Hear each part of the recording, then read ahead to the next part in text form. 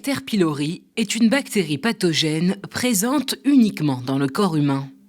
Bien qu'il s'agisse en réalité de l'infection bactérienne la plus répandue dans le monde, la contamination a lieu dans la majorité des cas pendant l'enfance. Souvent asymptomatique, l'infection persiste dans le temps en l'absence de prise en charge médicale. Je ne suis pas un expert en infection de l'estomac, mais je recommande vivement aux parents dont l'enfant souffre de maux de ventre ou de manque d'appétit de se renseigner et d'emmener l'enfant se faire consulter chez un médecin.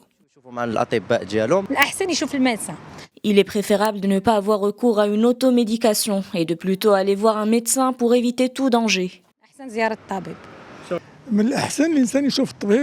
Il vaut mieux consulter le médecin de famille qui connaît les dossiers de chacun et qui peut orienter le patient vers un traitement efficace. L'étude publiée dans la revue Curious confirme que 68% des cas enregistrés proviennent de milieux socio-économiques défavorisés, ce qui renforce l'hypothèse selon laquelle les conditions de vie influent sur la propagation de l'infection.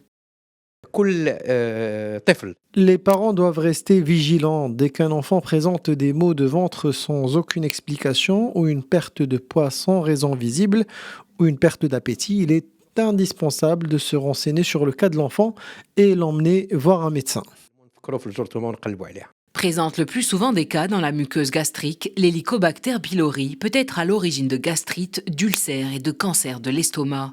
Pourtant, cette maladie reste difficile à détecter. Seulement 20% des personnes contaminées présentent des symptômes.